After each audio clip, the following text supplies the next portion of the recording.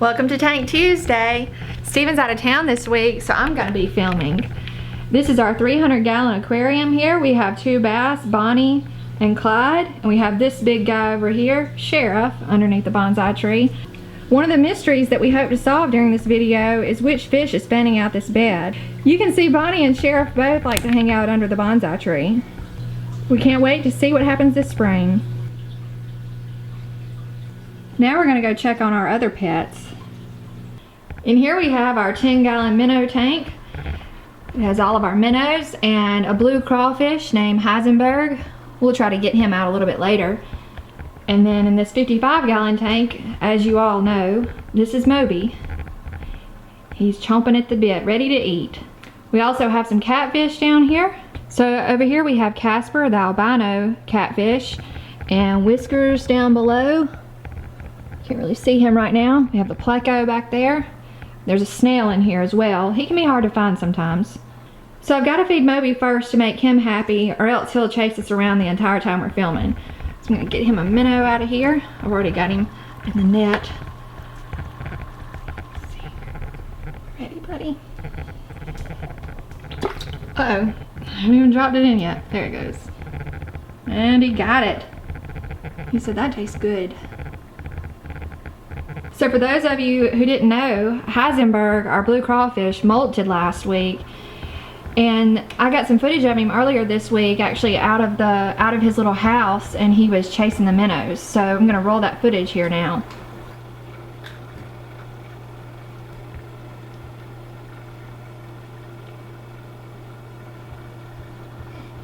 Since Steven was out of town this week, he asked you on his Instagram account to send in some questions and I would answer them during this week's Tank Tuesday. So now we're gonna answer some questions. What is your favorite lure for spawn? A weightless magnum lizard with a chartreuse tail. That's actually our first video that's on YouTube that started our channel.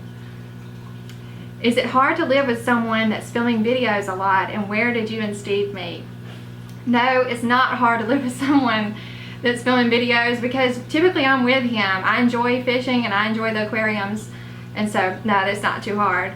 We met in high school and we dated through high school and college, and then after college Steven proposed to me out on a pier at one of our favorite lakes.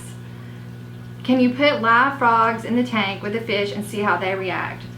Well, we actually did that a couple of months ago, so you can see that in our 300-gallon playlist. And one thing that was interesting about that one was that Sheriff actually ate more of the frogs than the bass did. What's the weirdest thing Sheriff has ever done? Well, we put a micro minnow tank inside of the 300-gallon aquarium, and Sheriff got himself into the micro tank and the minnows escaped, and so then we had to go in there and rescue Sheriff out of the micro tank. How much does it cost to feed the fish every week? Well, it can range because in the summertime it's a little bit more than the winter because they eat more. And so in the summertime it's about 6 dozen at around $3 a dozen, so that's about $18 a week. So it looks like our biggest crawfish, Larry the lobster, is coming out, so let's take a look at him. There's Larry the lobster. He hides out up under here and comes out to eat every now and then. Uh-oh.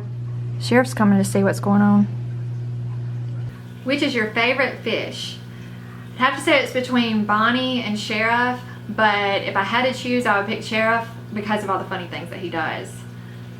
What do you plan on naming your baby? Her name will be Sarah Elizabeth. What is the biggest struggle with keeping pet bass?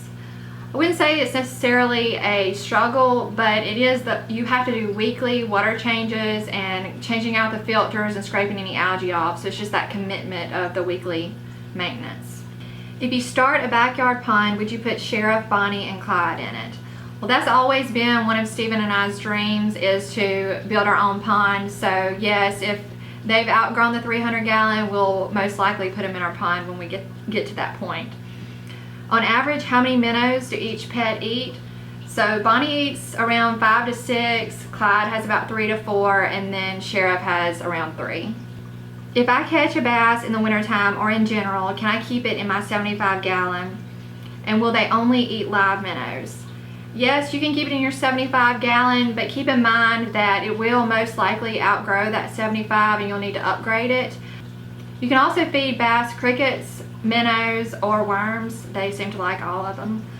How many times a week do y'all feed the bass and bluegill? They eat pretty much every single day. What lure did you catch your personal best bass on? A 12-inch June bug worm, and it weighed 10 pounds 6 ounces. What inspired you to get the original tank? The original tank is the 55 gallon, and that was actually Steven's growing up. He has raised bass for years, and I decided that once we got married I wanted to build a tropical tank out of it, and that's where I learned most of the things that I know about aquariums. And then we decided to get Bonnie and Clyde, but they quickly outgrew the 55 gallon, so we upgraded to the 300 gallon, and they're super happy in there now. How long did you wait to put the fish in after first setting up the tank? Have you had any problems with illnesses? Well, if you're going to get a tank, you really need to do research about the nitrogen cycle, because it could take anywhere from 1 week to 6 weeks. It took us about 1 week with a 300 gallon because we had cycled media in the 55 gallon. And then have we had any problems with illnesses? One of our smaller bass had an anchor worm, and we removed that and haven't had any issues since then. Will you ever put Moby in the 300 gallon tank? If he gets big enough to where they won't eat him, then we'll definitely put him in there. Will you ever weigh Bonnie and Clyde?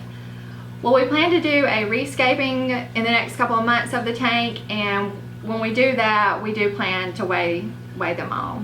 Have your bass ever nudged each other?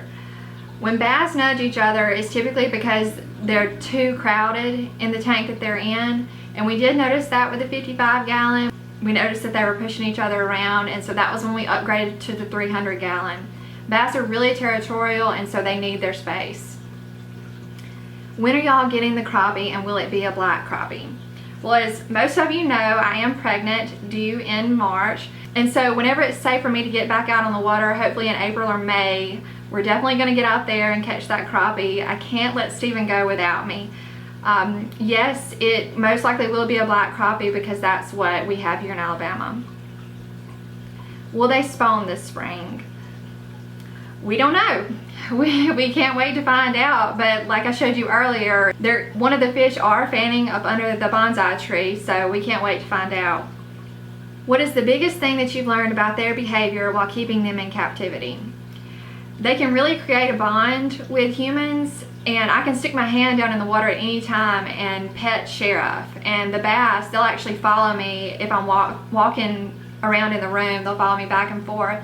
And they also get really aggressive whenever it's time to eat. And a lot of that may be because I'm the one that feeds them most every day, but they do seem to create a bond. How long does it take? I guess you gotta show y'all this. I can't stop laughing because I have a cat trying to bother me. Okay. How long does it take to clean the 300 gallon, and what do you do with all that water? On average, each week it takes about an hour because I do a 10 to 25% water change, and I'm changing out the filters and scraping down any algae that's on the glass.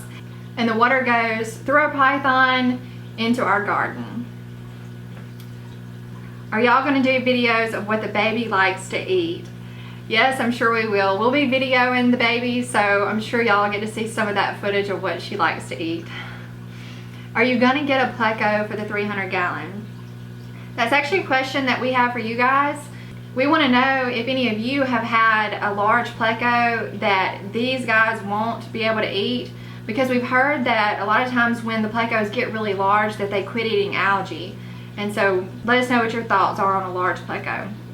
How do you keep your minnows alive? So our minnows are in the 10 gallon tank, and they have the same requirements as any other fish that we have. They have a filter, they get their water changed, and we feed them flake food. What did you catch Sheriff on? Sheriff was caught on a piece of bread. And now for our last question, does changing the lighting affect their behavior? Yes, it definitely affects their behavior. So when the lights are on, they get underneath any kind of structure like the wood for the bonsai tree or any plants. And then when the lights are off, they will drift up and kind of move around the tank more towards the top.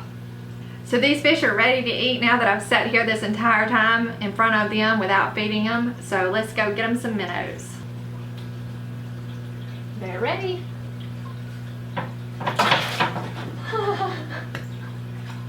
So if you all like this style video and think that I should start my own channel, give it a thumbs up and leave me a comment down below. I think that we could show some behind the scenes of our fishing trips and our aquarium and our tackle shop, and you know there would be some footage of our new baby in it.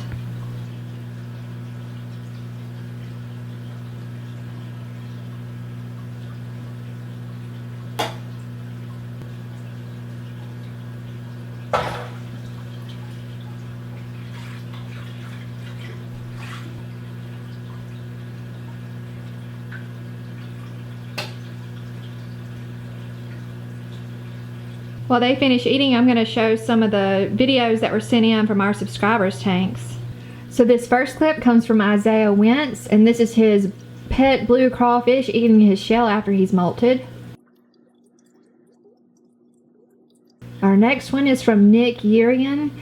He says, the video I sent in is of my two pet bass, Shamu and Dozen. They love jumping for crickets or worms. And the last one here is from Clog Nog. Here's a video of my red-eared slider turtle seeing a fake turtle. I love this. It looks like he's trying to kiss the little fake turtle.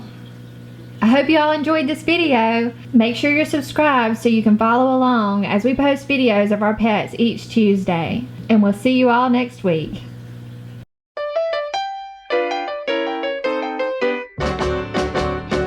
Bonnie and Clyde were pretty looking people, but I can tell you people, they were the devil's children.